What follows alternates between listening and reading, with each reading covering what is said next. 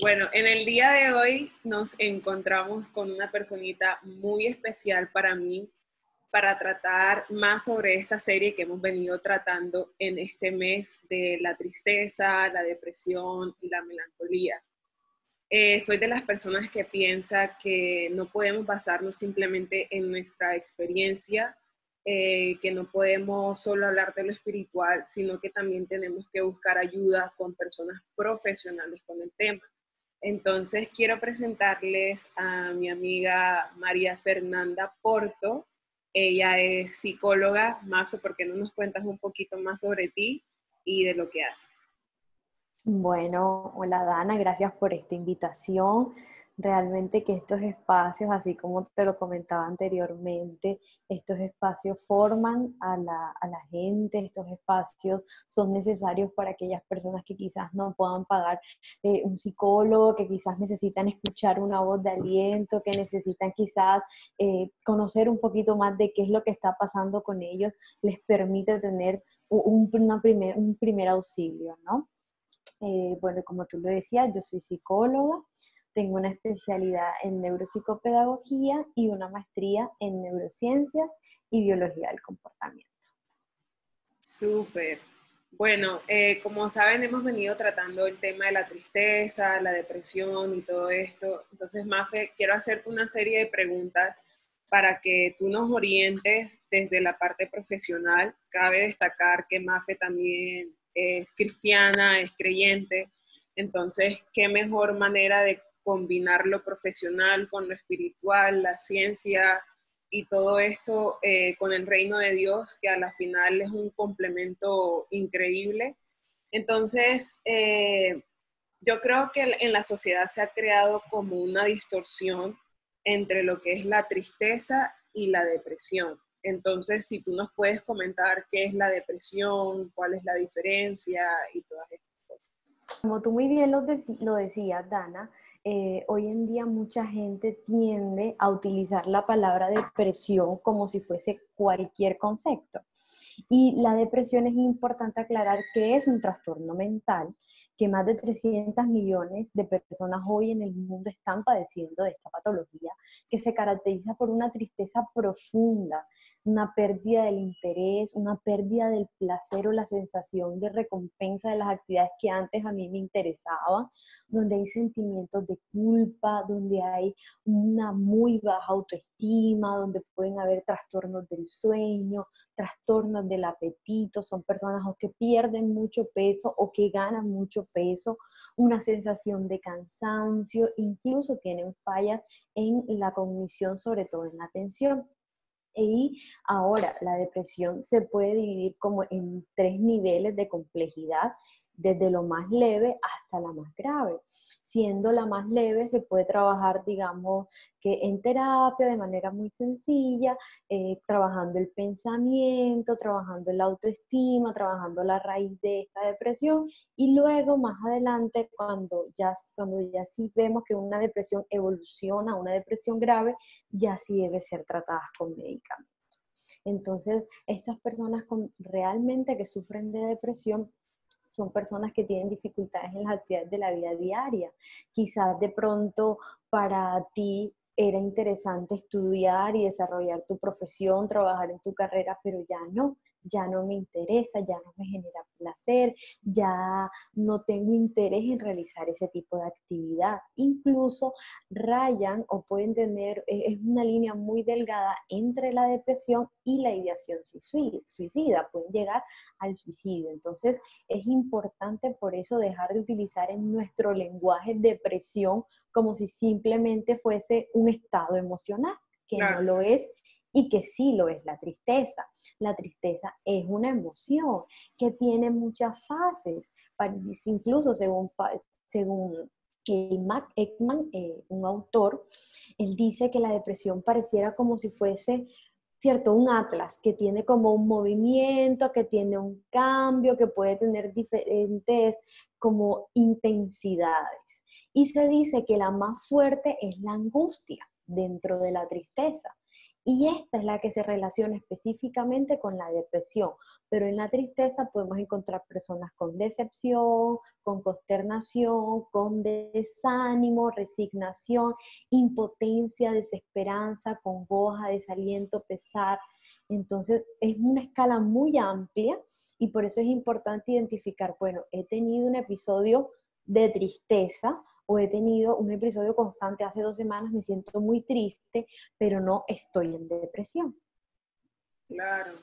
Sí, yo era de las que, como tú decías, de las que simplemente decían, no, tengo depresión, estoy depresiva. Y era un día y al día siguiente estaba como si nada.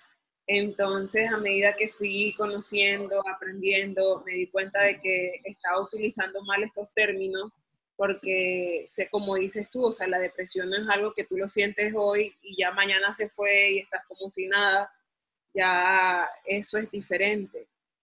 ¿Cómo puede una persona identificar que realmente está teniendo depresión? Bueno, según el DSM-5, que es un manual de diagnóstico, nos dice que la depresión, para que se pueda presentar, debe cumplir con 5 o más de estos 5 síntomas que yo les voy a mencionar a continuación. Uno es un estado de ánimo deprimido, es decir, que la mayor parte del día o casi todos los días yo tengo un estado de tristeza, de vacío o me siento sin esperanza, ¿no? Y que no solamente lo creo yo, sino que las personas que están en mi alrededor también están identificando un estado del ánimo constante, ¿cierto? La mayor parte del tiempo. Dos, una disminución importante en el interés y en las actividades que yo realizo, ¿cierto? Entonces ya yo si iba a la escuela ya no me interesa, si yo tenía un trabajo ya no cumplo con mis informes, con mis entregas, sino que hay un desinterés en mis actividades de la vida diaria. Si antes jugaba fútbol, si antes salía a compartir con mis amigos, ya eso no me interesa. Una pérdida importante en la dieta. ¿Sí? Entonces estas personas pueden tener o un aumento de peso o una disminución importante o una reducción en su peso. 4, un insomnio o una hipersomnia. ¿Qué quiere decir eso? O tengo dificultades para poder conciliar mi sueño o paso durmiendo todo el tiempo, ¿cierto? Pero es importante que esto se presente casi todos los días. ¿Qué más? Una agitación, ¿cierto? Como una lentitud, una agitación o una lentitud en mis movimientos. O son personas que todo el tiempo están como en búsqueda de hacer algo o al contrario, tienen una incapacidad, ¿no? Como si su cuerpo no les diera para levantarse. Y ahorita creo que vamos a hablar un poquito más detallado de qué es lo que pasa, por qué se da esto, ¿no? Una pérdida de la energía. Son personas que pierden su energía diaria. Son personas que tienen un sentimiento de inutilidad, de no sirvo para nada, y es algo excesivo. O sea, estamos hablando de algo patológico. No es que hoy me levante y se me parta un plato y digo, ay, es que yo soy muy traste. No, es que todos los días, a pesar de que yo esté haciendo cosas bien, digo que soy inútil, ¿no? Una disminución y una capacidad para concentrarse. Entonces ya no puedo realizar mis actividades de la vida diaria porque no puedo concentrarme, no puedo mantener la atención. Y es importante que esto se confirme con una prueba cognitiva, ¿sí? Que realmente se aplique una prueba y yo puedo identificar que esa persona tiene fallas de atención. No es que subjetivamente creo yo que tengo fallas de atención, ¿cierto? Claro. Y pensamientos recurrentes de muerte. No solamente el miedo que tiene que ver más con la ideación suicida, sino ya pensamientos recurrentes, sobre todo en la planeación de ese hecho, ¿no? Bueno, Mafe, creo que tú me comentabas de que también en el cerebro sucedían ciertos cambios o había un movimiento de químicos, por decirlo así. Cuéntanos un poco de lo que pasa en nuestro cerebro en estos episodios o en una persona que tiene depresión. Vale, inicialmente es importante tener en cuenta que mucha gente aún sigue creyendo que el responsable de nuestras emociones, de nuestros sentimientos y de nuestra conducta es el corazón. Y esa es la primera mentira que hay como que derribar, porque realmente es nuestro cerebro quien produce un conjunto de sustancias, un conjunto de mecanismos para que tú puedas desde regular desde tus comportamientos motores, como el movimiento de tu cara, tu cuerpo, tus piernas, hasta tus emociones y sentimientos. En la depresión pasan varias cosas. Lo que más se sabe es un desorden neuroquímico, ¿cierto? Unas sustancias químicas del cerebro que se encuentran en desorden y que no cumplen con lo esperado. Pero también hay una hipofunción de algunas estructuras, es decir, algunas áreas que no funcionan como deberían funcionar. Entonces, se dice que, por ejemplo, la amígdala, el tálamo y el hipocampo pareciera, son un circuito muy cerquita donde eh, cuando la persona tiene recuerdos, gracias al hipocampo, tiene recuerdos negativos, la amígdala se activa, porque la amígdala es la estructura, sobre todo, que participa en esa sensación de ira, placer, tristeza, miedo y excitación sexual. Entonces, ¿qué pasa? Cuando aumentan el número de recuerdos por medio del hipocampo, pareciera que la amígdala comenzara a activarse mucho.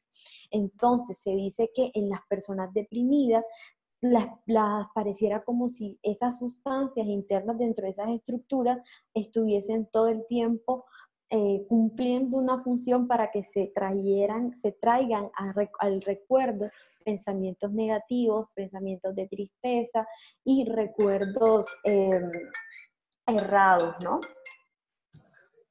Entonces, esto en cuestión de estructura. Ahora, de acuerdo a las sustancias químicas, lo que más se sabe es acerca de la serotonina, porque la serotonina es ese neurotransmisor que nos permite sentir placer, que nos permite regular el apetito, el estado del ánimo e inhibe el dolor. Incluso también regula el sueño. Pero ¿qué pasa? Aquí hay una neurona, aquí hay otra neurona que debe recibir la señal y aquí está enviando serotonina todo el tiempo. Esto pasa en un cerebro normal. Manda serotonina, esta recapta, usa lo que necesita, lo que no lo devuelve y funciona perfecto. Un estado de ánimo normal, ¿cierto? Una persona con depresión, aquí hay una neurona que está enviando serotonina y de pronto pareciera como si se apagara.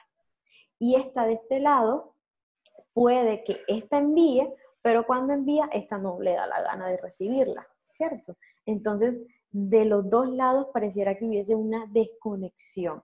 Entonces, obviamente la persona no comienza a regular ese estado de ánimo y por eso tiene alteración en el sueño, que también se relaciona en la depresión, alteración en el apetito, que también lo regula la serotonina. Entonces, fíjense que hay otros también neurotransmisores como la acetilcolina que te ayuda a ese recuerdo constante de estados negativos, por ejemplo la dopamina también que se ha asociado incluso también con pacientes con psicosis y que se relaciona mucho con el pensamiento. Entonces hay constante como un pensamiento rumiante, ¿no? Todo el tiempo dándole al mismo pensamiento negativo, negativo y negativo. Entonces fíjate que pasa algo en la biología de la persona, no es que necesite trabajarlo y superarlo y ya puede salir adelante, no, es que hay algo biológico que requiere un reforzamiento de afuera, que no solamente requiere psicoterapia, sino que cuando hay una depresión mayor, todos estos circuitos están alterados y la persona necesita ayuda psiquiátrica para la parte de la medicación o neurológica. Wow, tremendo. Bueno, con esta primera parte queremos más que todo que ustedes puedan distinguir la diferencia entre qué es tristeza, qué es depresión, por si han estado utilizando de manera incorrecta estos conceptos y que si realmente están presentando episodios depresivos puedan buscar ayuda profesional, buscar ayuda espiritual, abrir sus corazones porque realmente no es un proceso fácil que la persona pueda vivir, no es algo favorable o como que, ay, qué chévere, tengo depresión, sino que es algo que realmente nos aleja de las personas, nos aleja de nosotros mismos, nos aleja de Dios y es algo que no podemos dejar que nos gobierne.